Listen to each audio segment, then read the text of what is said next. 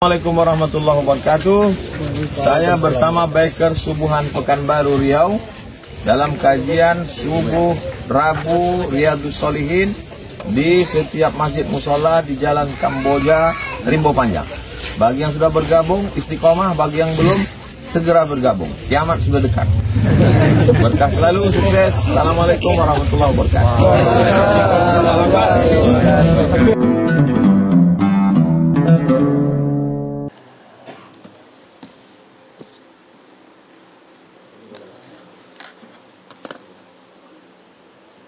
Bagaimana seorang istri berdagang tanpa suami? Hukum perempuan bekerja. Ada seorang perempuan namanya Asma binti Abi Bakar, saudara perempuan Sayyidatuna Aisyah, lain emak. Aisyah punya saudara namanya Asma, tapi lain emak.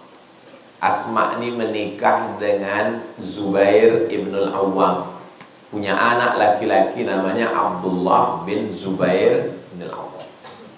Anak laki-laki pertama yang lahir di Madinah di Tahnik. Tahnik itu dikunyahkan.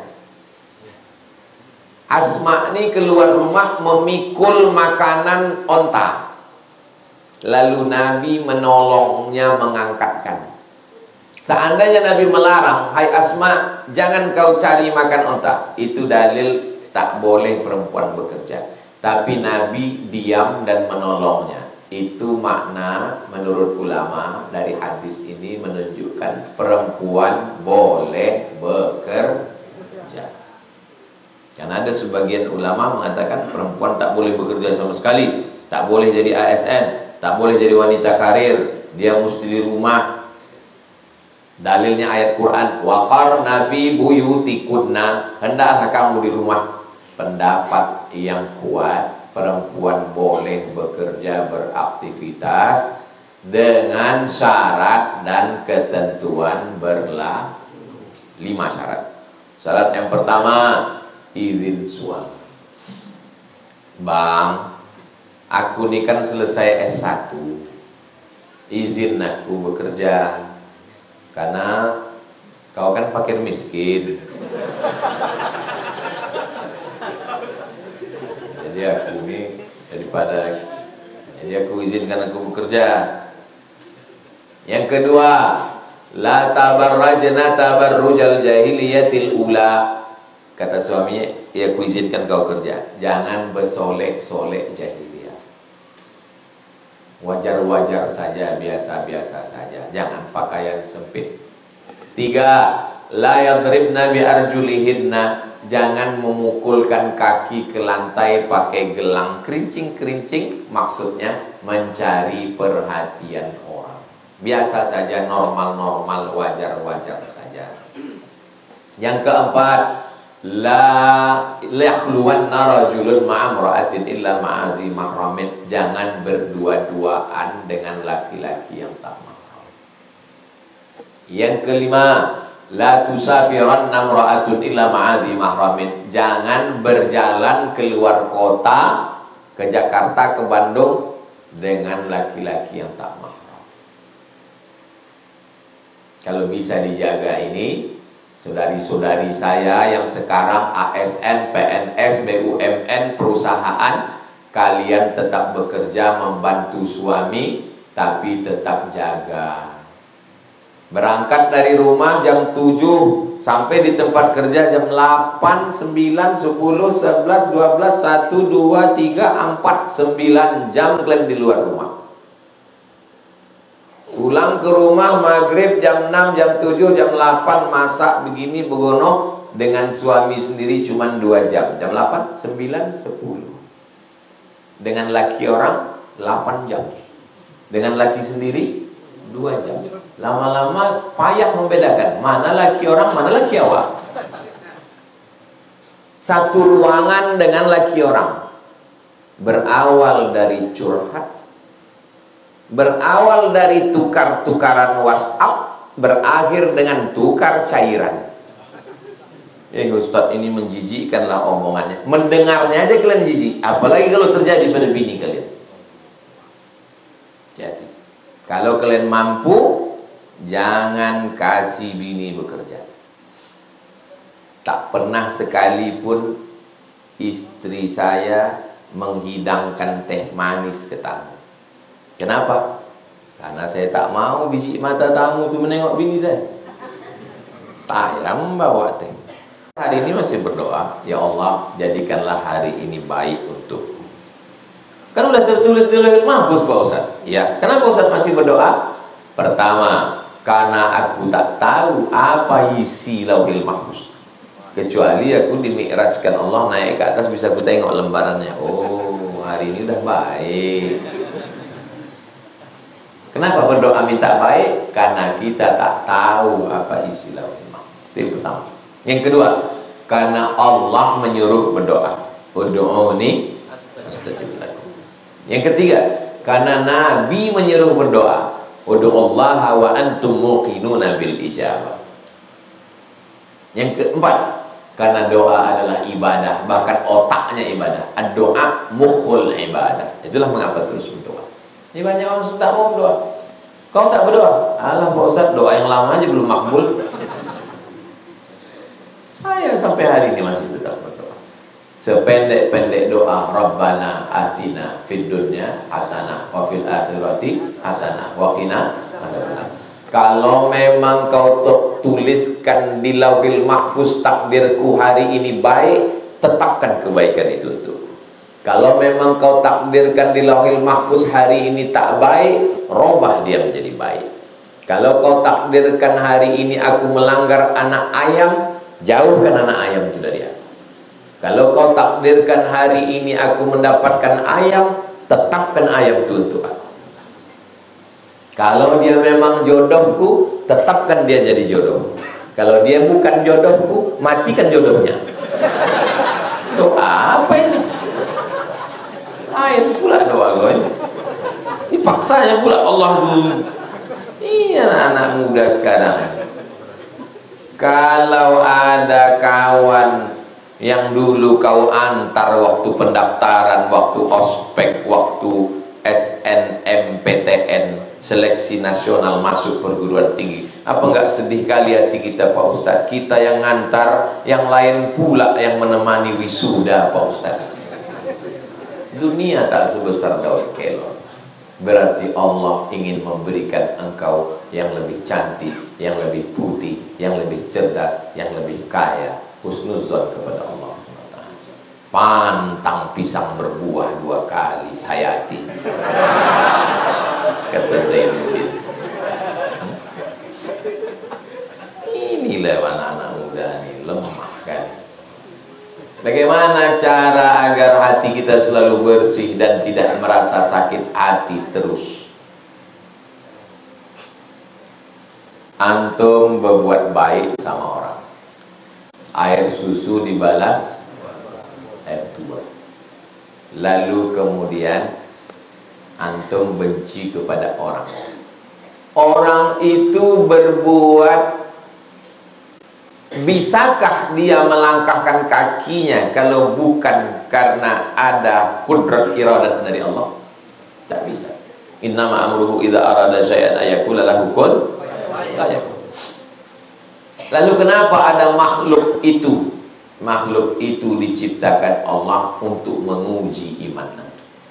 Pandanglah dia dengan pandangan hakikat bahwa makhluk ini sengaja dikirim Allah untuk menguji iman. Tapi jangan antum bilangkan di depan dia. Jangan bilang, kau inilah yang dikirim Allah untuk menguji iman aku. Pandangan hakikat, hakikat hak kebenaran, bahwa orang ini hanya bagian dari ujian Allah. Diuji Allah kita dengan duit, lulus. Diuji dengan tahajud bangun malam, lulus.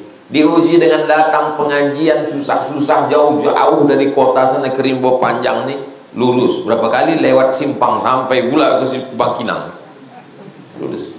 Kenapa tak lulus? Hanya karena menghadapi ujian satu makhluk kecil upil. Pandanglah dia sebagai makhluk ciptaan Allah yang dikirim Allah untuk menguji. Karena kalau kita lihat dianya, marah kita sama dia. Dia ini adalah makhluk yang diciptakan Allah untuk menguji. Sulit bagi Allah, tak ada yang sulit. Oh, itu kenapa terjadi pada saya Pak Ustaz? Nabi pun mengalami itu. Tabat siada Abi Lahab. Bukan orang lain, saudara ayah sendiri. Bukan cuma Abu Lahab pula, bininya juga. Wa mara'atuhu ammalatal hatab. Nabi aja gitu berlaku, terjadi. Apalagi kita. Jadi kalau ada orang mengatakan, kenapa lah saya ini Pak Ustaz? Loh, tak membaca sejarah kamu. Banyak-banyak baca tabat ya ada Abi Lahab. Bagaimana cara wudhu menggunakan satu tangan? Karena saya baru amputasi. Kalau ada yang bisa diminta tolong untuk mewudhukan sesama laki-laki atau saudari adik perempuan, maka dia mewudhukan, diwudhukan. Kalau untuk muka bisa tangan, tapi kalau untuk tangan sendiri yang luka sebelah kiri kan tak bisa. Kalau airnya mengalir di sungai bisa isolul ma ila a'dha'il wudu, mengalirkan air pada anggota wudu, mengalir air itu muka, tangan, mengalir air. Atau air di gunung di Sumatera Barat kan banyak air dari bambu dulu, bisa tanpa harus digosok. Yang tadlik harus digosok begini itu mazhab Maliki. Kalau mazhab Syafi'i asal mengalir air itu sah. Yang paling mudah wudu ini mazhab Hanafi. Mazhab Hanafi tidak mesti berurutan. Kalau mazhab Syafi'i berurutan. Idza kuntum ila sholati fagsilu wujuhakum wa aydiyakum ilal marafiq wamsahu bi ru'usikum. Kalau Hanafi tak. Antum masuk ke kolam renang, sah. Walaupun kaki dulu. Mazhab Hanafi paling mudah. Saya Pak Ustadz tangan ini luka, lalu masuk saya ke kolam, niat naik saya lagi ke atas, sahkah wudu saya? Sah menurut mazhab Hanafi. Solat saya, sahkah solatnya? Sah. Tapi saya campur mazhab? Tidak campur mazhab. Yang campur mazhab itu satu ibadah bercampur mazhab, itu yang tak betul. Wudunya Hanafi, solatnya Syafi'i, tidak campur mazhab. Jadi caranya pakai wudu Hanafi untuk menghidupkan shower itu, belum sah. Tapi kalau ada yang bisa mewudukan, diwudukan. Untuk muka sendiri, pas untuk tangan, diwudu. Jelas? Bisa terjadi pada siapa? Pada saya, pada kita.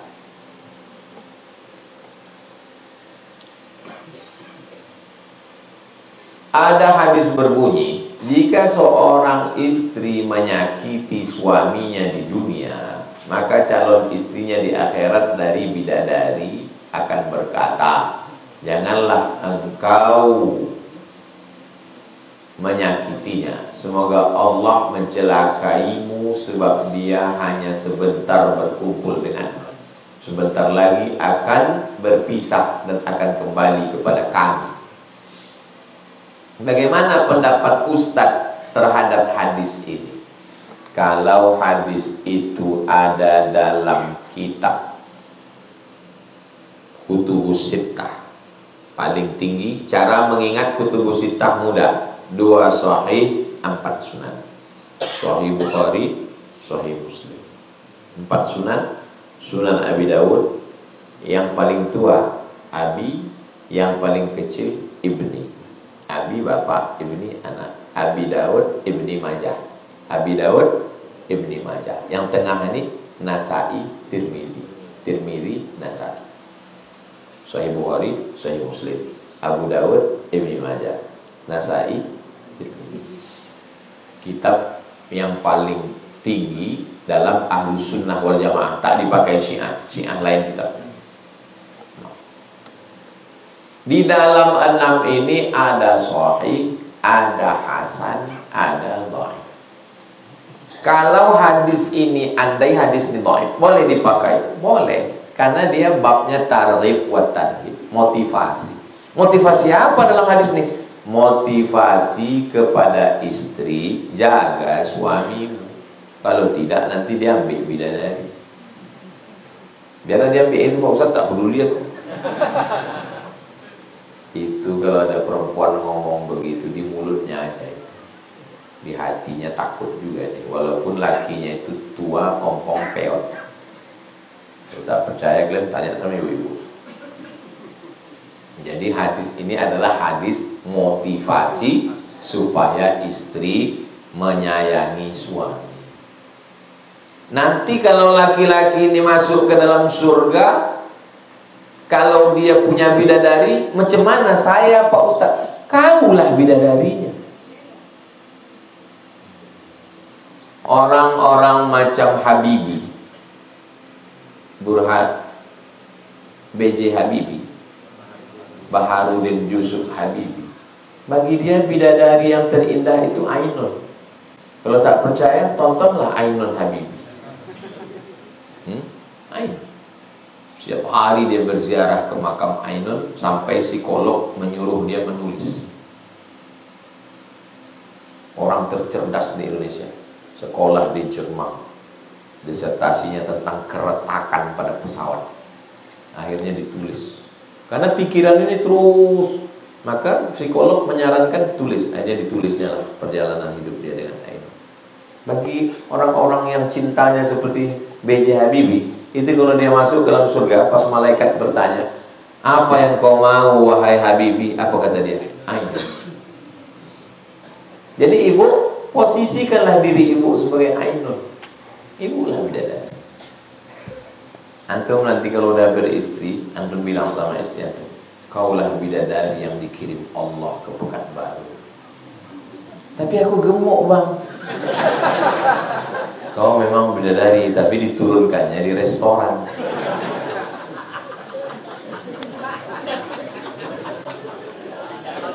Hadis ini menyangkut dua alam antara bidadari di surga dan orang yang ada di dunia. Bagaimana pendapat Ustaz? Apa masalahnya? Apakah makhluk langit tidak bisa berbicara dengan makhluk bumi? Bisa. Mana buktinya? Nabi sedang duduk-duduk. Waktu Nabi sedang duduk-duduk, tiba-tiba datang orang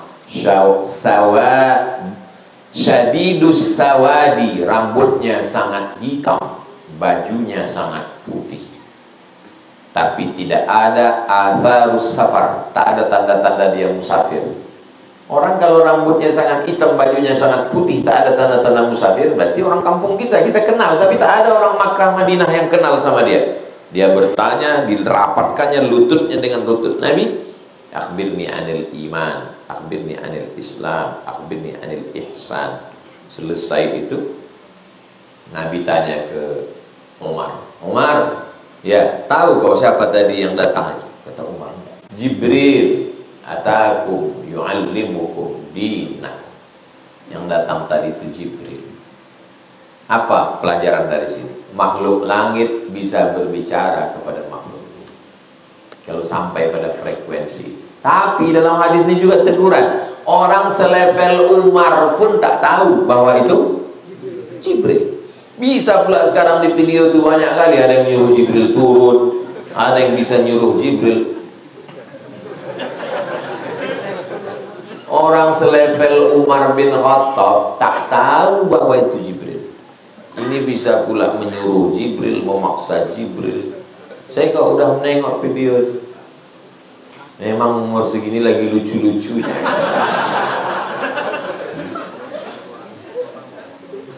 Mereka tidak kenal siapa malaikat Jibril alaihissalam. Nabi Muhammad bisa melihat Jibril dalam bentuk utuhnya, bukan di sini, tapi waktu di Sidratul. Laqad ra'ahu nazlatan ukhra 'inda sidratil muntaha. Kenapa bentuk utuh itu cuma bisa dilihat di sana? Karena tak muat dunia. Uli ajnihatin, makhluk bersayap, mathna, 2 sayap, wa thulatha, 3 sayap, wa ruba', 4 sayap. Dalam hadis sittu mi'ati jinah, 600 sayap. Dikepakkannya satu sayapnya di ujung bumi di sini, satu sayap di sini. Tak muat dunia ini. Maka ketika di angkasa barulah nampak Nabi dalam bentuk yang asli. Itu pula mau disuruh-suruh. Nasib baik Allah masih sayang. Malaikat Jibril udah sentilkanlah budak kecil. Tak beradab kepada malaikat. Kita menyebut Jibril alaihi salam. Ini seenaknya. Banyak video itu ada yang nyuruh Jibril turun. Andai jumpalah Ustaz sama orang begini berdua, apalah yang Ustaz lakukan? Antum boleh juga buat video, tanya anak-anak muda di jalan, kau jumpa, ambil foto. Kalau kau jumpa sama ini, apa yang kau lakukan? Kamu boleh coba. Kita mau tengok apa respon orang Riau. Mudah-mudahan anak cucu kita semua terjaga dalam istiqomah iman dan Islam. Ala hadhihi niyyah al-Fatihah. A'udzu billahi minasyaitonir rajim. Bismillahirrahmanirrahim. Alhamdulillahi rabbil alamin. Ar-Rahmanir Rahim. Maliki yaumiddin. Iyyaka na'budu wa iyyaka nasta'in. Ihdinas siratal mustaqim. Shiratal ladzina an'amta 'alaihim ghairil maghdubi 'alaihim waladdallin. Amin. Allahumma shalli 'ala sayyidina Muhammad wa 'ala ali sayyidina Muhammad. Allahumma ja'al jam'ana hadza jam'an marhuma. Jadikan pertemuan kami ini pertemuan yang mendatangkan rahmat. Wa tafarruqana min ba'dihi tafarruqan ma'suma. Perpisahan kami setelah ini perpisahan yang dijauhkan dari segala perbuatan maksiat. Allahumma waffiqna lima tuhibbuhu wa tardah. Tanamkan taufik dan ridhamu dalam hati kami supaya kami beramal dengan amal yang kau ridhai ya Allah. Allahumma tahhir qulubana, sucikan hati kami minal hasadi, dari penyakit hasad dan dengki, wal azamati wal kibriyai, dari penyakit angkuh dan sombong. Waqtim bis salihati a'malana, tutup umur kami dengan husnul khatimah. Rabbana hab lana minas salihin, jadikan anak kami anak-anak yang salih dan salihah. Min hafizil Quran wal hafizat, menjadi para penghafal Quran. Wal mujahidina fi sabilika bi amwalihim wa anfusihim, menjadi mujahid fi sabilillah dengan harta dan nyawa mereka ya Allah. Rabbana ighfir lana dzunubana wa liwalidayna warhamhuma kama rabbayana shaghira. Rabbana atina fid dunya hasanah wa fil akhirati hasanah wa qina adzabannar. Wa sallallahu ala sayyidina Muhammad wa ala alihi wa sahbihi wasallam walhamdulillahi rabbil alamin. Taqabbalallahu minkum inna minkum taqabbal ya karim.